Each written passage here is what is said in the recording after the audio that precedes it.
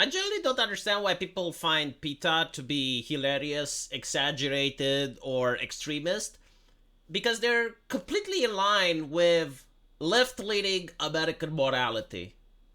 And by that I mean, look at the anime community, right? You got like certain people that are very prestigious on Twitter. They're like pillars of the community, and they don't go like after lolly or anything like that. No, they go after mainstream anime like Demon Slayer or My Hero Academia or Uzaki-chan. And they're like, oh, she's but a child. The drawing is but a child. It is but a child, and it's hypersexualized. It's got boobies. It's hyper. It's not just sexualized. It's hypersexualized, right? And there is a huge list of these individuals, and it shows on the list that after a couple of months, you get to see their mugshots in the newspapers. That the FBI arrested them for having like actual CPU on their computer. Like it's a huge trend. I'm pretty sure if you go on Twitter, you've noticed. I don't have the link, but it made the rounds and it was quite viral.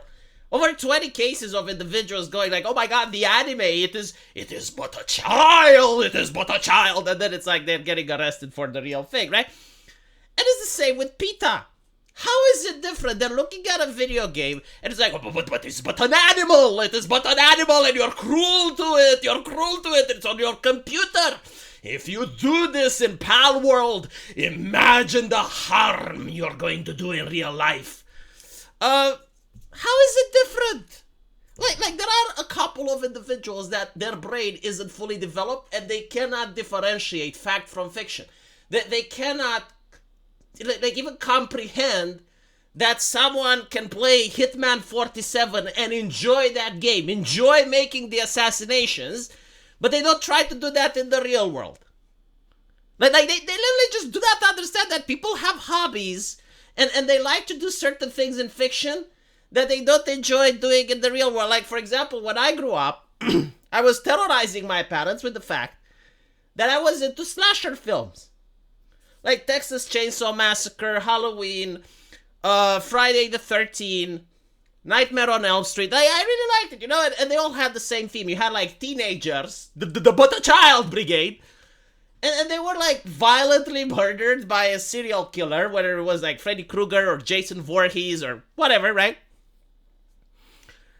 And I enjoyed watching those movies, but that didn't mean that I would have enjoyed being in those movies, right? Like, neither on the killer side or on the victim side. I would prefer if that remains fantasy, right? Fiction. My parents literally couldn't understand. Like, they thought that I may be broken in the head or something. They just didn't. Like, why do you like these movies?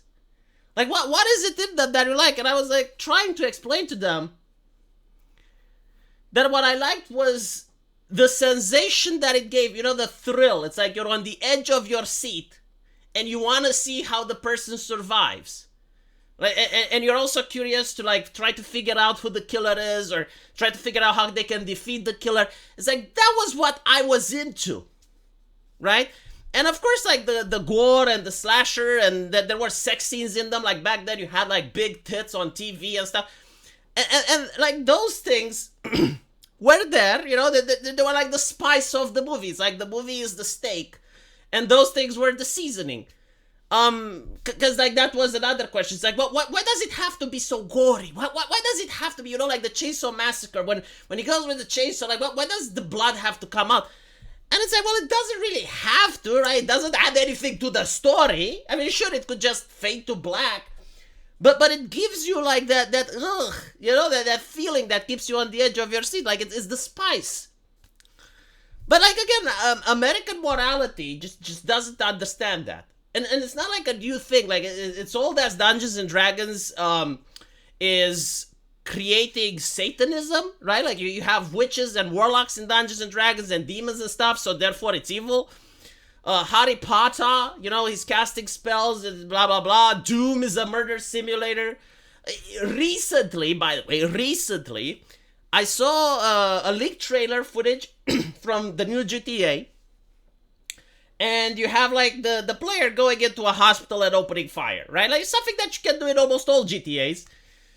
oh my god, the moral panic on the left. Holy shit. Like, you had all these people with hammers and sickles and various communist paraphernalia in their bio being incredibly concerned. I mean, they were concerning so hard, and it's like, Jesus, like, what, why are you concerned? Like, what do you think? Do you think someone plays GTA and is going to actually do a crime? And they're like, yes, we definitely think so. And I'm like, okay, but like, how are you different than Fox News back in the day? Like, they thought so as well. The Christians thought so as well. Like, you're generally trying to say that if someone plays a video game, then they will do that in real life. So with that in mind, you know, like, seeing Peta do the same shit, it doesn't really surprise me. So like, when you look at Peta, their track record with handling animals is unbelievably atrocious.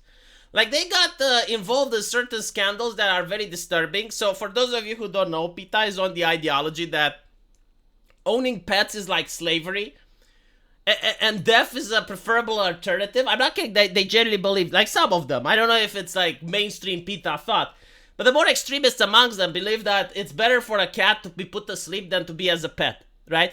So they actually got into a couple of news articles where there was a person who had a dog, and Peta stole the family dog away from that person and then put it to sleep.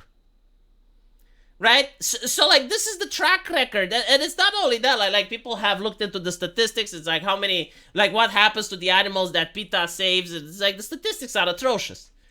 And it kind of reminds me of the same thing with the people that are against My Hero Academia or Uzaki-chan, and they're like, oh my gosh, she's but a child. And then you see their faces in the newspaper. It's the same with Peta. It's like, oh my god, you know, like, video games, oh, concern. And then when you look at what they actually do to real animals, you're like, holy shit.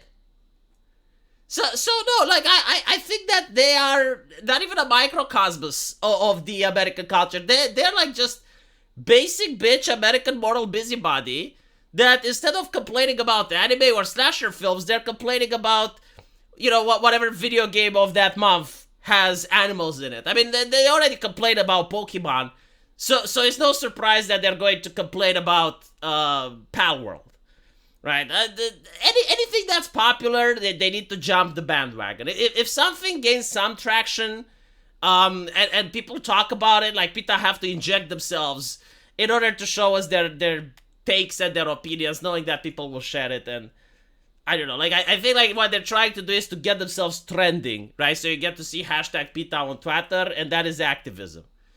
I mean, it is a form of marketing, not gonna lie. Let me know what you guys think, though. And as usual, I will see you in the comment section. Take care.